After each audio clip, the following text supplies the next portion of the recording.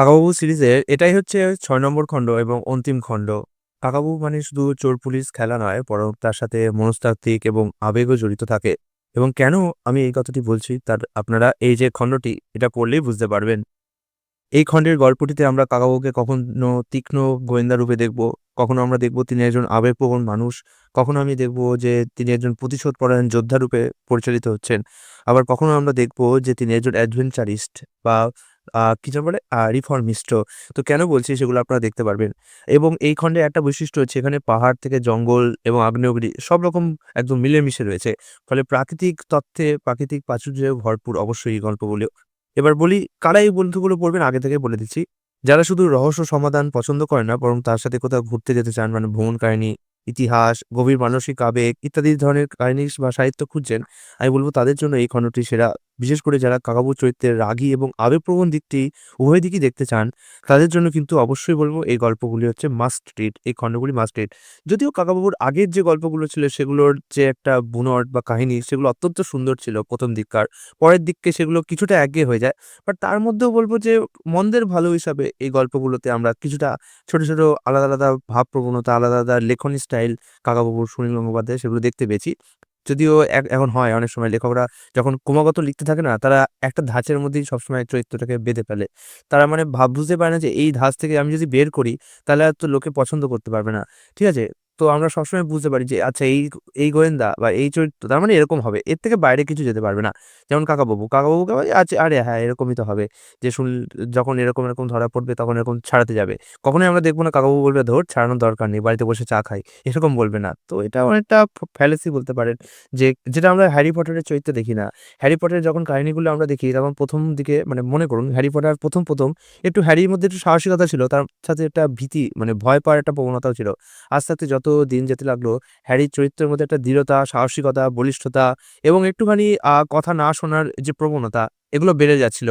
১ম দিকে মনে আছে হ্যারি পটারে হ্যারি কি করত? কথা শুনতো তার আঙ্কেল আন্টির এবং যখন শেষের দিকে হ্যারি কিন্তু কোনো কথা শুনতে শুরু করল না। অবাধ্যতা হতে শুরু করলো এবং ডলোরিস আম্ব্রেজ তার জন্য খুব রেগে গেছিল ওর উপর।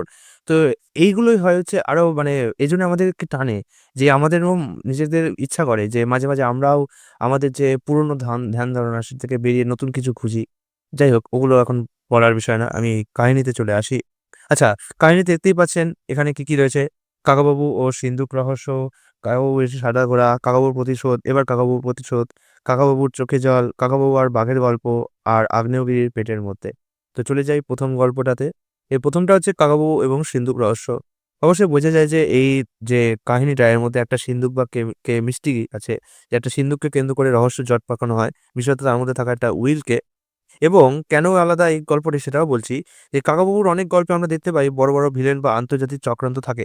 কিন্তু এই গল্পটিও একটা ঘরোয়া রহস্য ধাঁচের। এখানে কাকাবাবুর পর্যবেক্ষণ ক্ষমতার চূড়ান্ত পরীক্ষা আমরা পাই। ঠিক আছে? এবং এর গল্পের মধ্যে প্রচুর নাটকীয়তা আছে। সিন্দুক খোলার মুহূর্ত এবং তার ভেতরে অপ্রত্যাশিত বস্তু খুঁজে পাওয়া এই গল্পের একটা ক্লাইম্যাক্স বা চূড়ান্ত নাটকীয় মুহূর্ত আপনারা বলতে পারেন। এটা দিয়ে আপনারা খণ্ডটা শুরু করতে পারেন এবং এ করলে আপনাদের মস্তিষ্কের একটা ব্যায়াম হয়ে যাবে। অকশানের চেয়ে এখানে বুদ্ধির খেলাই কিন্তু সবথেকে বেশি দেখা দিয়েছে। তো আমি বলব যারা একটুখানি অ্যাকশন থেকে বেরোতে চাইছেন এবং নতুন ধরনের স্টোরি খুঁজছেন, তারা কিন্তু এই কাহিনীটা দিয়ে শুরু করতে পারেন। তাহলে হয়তো ভালো লাগবে। এরপরে যেটা আসছে, এই কাহিনীটার নাম হচ্ছে 'কাকাবাবু ও একটি সাদা ঘোড়া'। এই গল্পে আমরা দেখতে পাই একটা রহস্যময় সাদা ঘোড়াকে কেন্দ্র করে পুরো ঘটনা আবর্তিত হচ্ছে। ঘোড়াটিকে কেন্দ্র করে কোনো কুসংস্কার বা মিথ কাজ করে যার আড়ালে লুকিয়ে আছে কিছু অপরাধী। সুনীল গঙ্গোপাধ্যায় এই গল্পে অতি প্রাকৃত বা ভৌতিক আবহ তৈরি করেছেন যা শেষে যুক্তির আলোয় পরিষ্কার হয়ে যায়। ঠিক আছে? এখানে একটা নাটকীয়তা অবশ্যই রয়েছে সেটা হচ্ছে রাতের অন্ধকারে সাদা ঘোড়াটির আবির্ভাব এবং সন্তুর চোখে দেখা দৃশ্যগুলো পাঠকের মেরুদণ্ডে পুরো শিহরণ জাগিয়ে তুলে দেয়। ঠিক আছে? এছাড়াও এর উপন্যাসের পরিবেশ বা অ্যাটমসফিয়ার তৈরি হয়েছে এমনভাবে যা এর প্রধান শক্তি। আমি তো বলব খুব ভালোভাবে অ্যাটমসফিয়ারটা তৈরি করা হয়েছে। রহস্যের সাথে, সাথে সামান্য যে ভয়ের মিশ্রণ এই উপন্যাসে ব্যবহার করা হয়েছে। এই কারণে কিন্তু আমি বলব এই উপন্যাসটা অন্যান্য উপন্যাসগুলোর থেকে একটা আলাদা স্বতন্ত্রতাই খুঁজে পেয়েছে। এরপরে পরবর্তী উপন্যাস সেটা হচ্ছে এবার কাকাবাবুর প্রতিশোধ। এই উপন্যাসটা অন্যান্য উপন্যাসগুলোর থেকে একটুখানি আলাদা। কেন বলছি? এখানে আমরা কাকাবাবুকে আমরা শান্ত হিসেবে দেখি। যদিও কাকাবাবু শান্ত, কিন্তু কাকাবাবুর যে প্রতিশোধ পরায়ণ একটা স্পৃহা আছে, যেটা হচ্ছে মানুষের আদিম প্রবৃত্তি, প্রতিশোধ পরায়ণতা। সেই প্রতিশোধ পরায়ণতা কিন্তু এই উপন্যাসের ছত্রে, ছত্রে ফুটে উঠেছে। সম্ভবত সন্তুর উপর কোনো ব্যক্তিগত আক্রমণকে কেন্দ্র করে এখানে একটা ঘটনা ঘটেছে। সন্তুর উপর একবার একটা ব্যক্তিগত আক্রমণ হয়। সেই আক্রমণকে কেন্দ্র করে কাকাবাবু খুব রেগে যান এবং তখন তিনি প্রতিশোধ পরায়ণ হয়ে ওঠেন। সাধারণত কাকাবাবু প্রতিশোধ পরায়ণ হয় না। কিন্তু সন্তুর উপর যখন আক্রমণ হয়, নিজের লোকের উপর যখন আক্রমণ হয়, তখন কোনো মানুষই ঠিক থাকতে পারে না। এটা আমরা বুঝতে পারি। ঠিক আছে? এবার দেখছি এই উপন্যাসে কাকাবাবু ডিফেন্সিভ নন। অন্যান্য উপন্যাসগুলোতে কাকাবাবু একটু ডিফেন্সিভ মোডে চলে, যে সুরক্ষাকে প্রায়োরিটি দেন।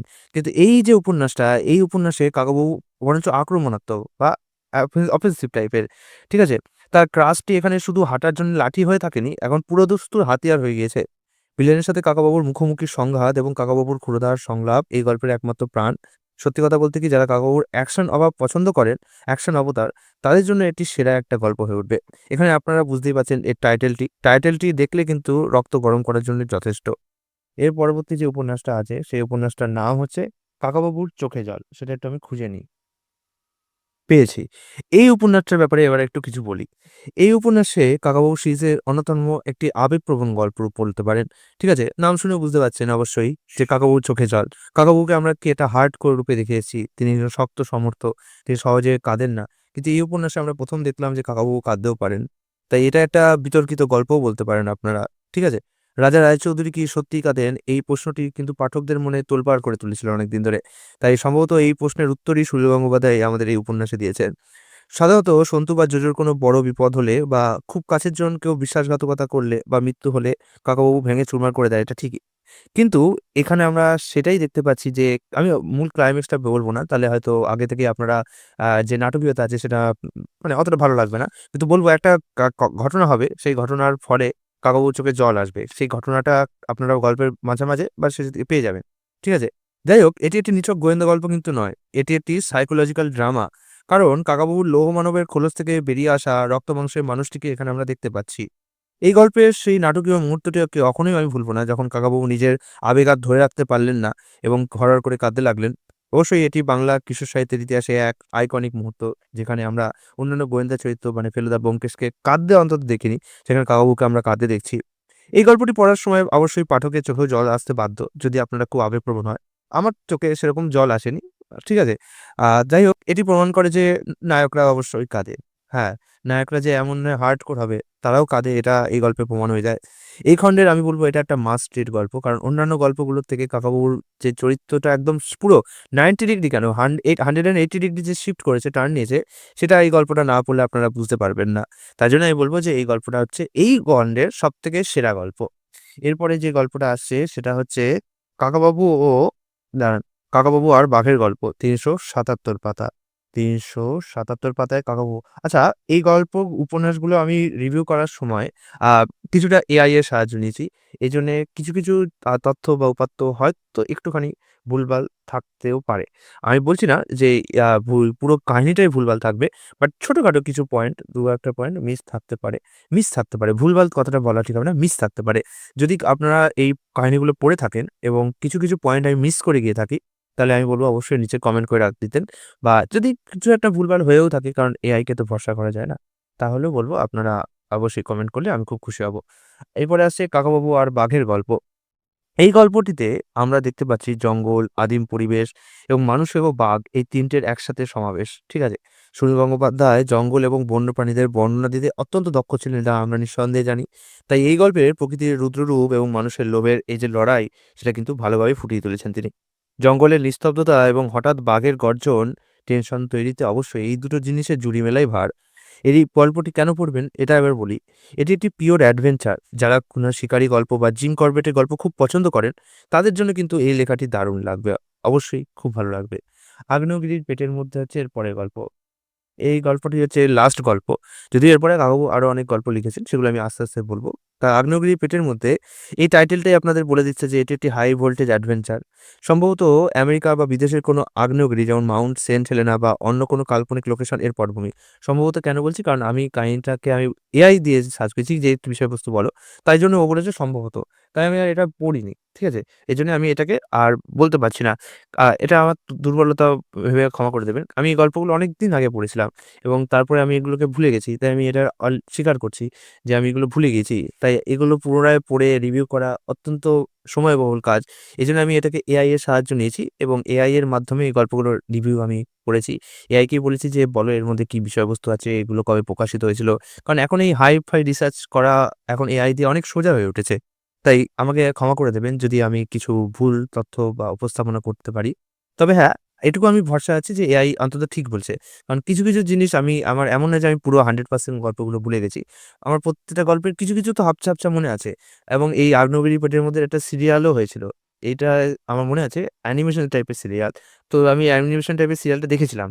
তো এই কাহিনীগুলো অথেন্টিক। শুধু মাউন্ট কোথায় ঘটেছিল এবং কোন আগ্নেয়গিরি সেই নামটা হয়তো এআই বলতে পারেনি এবং আমারও মনে নেই। কিন্তু যে এআই যে বর্ণনাটা দিয়েছে বিষয়বস্তু সেটা কিন্তু অথেন্টিক। কারণ কাহিনীগুলো আমার মনে আছে। কিছু হালকা হলেও মনে আছে।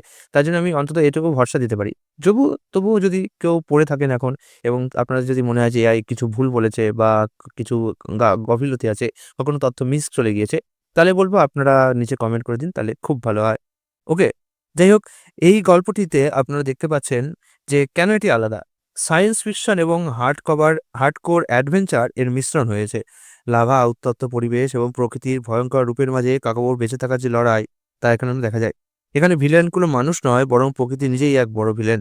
খণ্ডের শেষ গল্প হিসেবে এটি দুর্দান্তকর, শ্বাসরুদ্ধকর পরিস্থিতি এবং সিনেমাটিক ক্লাইম্যাক্স এই গল্পের একটা সম্পদ হয়ে উঠেছে। এবার আমি বলে দিলাম পুরো গল্পটা। এখানে আমার সম্ভবত মনে আছে কাকাবাবুকে হেলিকপ্টার করে একটা আগ্নেয়গিরিতে নামিয়ে দেওয়া হয় বা উঠিয়ে নেওয়া হয়, এরকম একটা দৃশ্য ছিল অ্যানিমেশনটাতে। এবং এক যে ভিলেন সে আগ্নেয়গিরির পেটের মধ্যে কাকাবাবুকে ফেলে রেখে যায়। যাতে আগ্নেয়গিরি কাকাবাবুকে ধ্বংস করতে পারে। এরকম একটা কিছু একটা ব্যাপার ছিল। জানি না এখন ২০১৪ সালে পড়েছি লাস্ট ১৪-১৫ সালে। আজ ১০ বছর হয়ে গেল। ১০ বছরের অনেকটাই স্মৃতি আমার সাথে প্রতারণা করছে। ভুলে গেছি। ওকে? এই নিয়ে আবার কেউ বলতে পারে যে একজন কমেন্ট করেছিল একবার দেখলাম ওটা কি যেন হ্যাঁ, কি যেন অর্জুন সমগ্র যে, "তুই যদি না পড়ে থাকিস তাহলে রিভিউ কেন দিচ্ছিস? আরে পাগলা কেউ রিভিউ দিচ্ছে না তার থেকে কিছু রিভিউ তো পাচ্ছ। যদি তোমার ভালোই না লাগে তো দেখবে না। আর তার থেকে বড় কথা হচ্ছে এখন অবশ্যই তুমি আশা করো না যে আমি এগুলোকে পুনরায় পড়ে অনেক ইয়ে করে রিভিউ দিতে পারি। আর তা তাও তো আমি রিভিউ দেওয়ার কিছুটা চেষ্টা করেছি।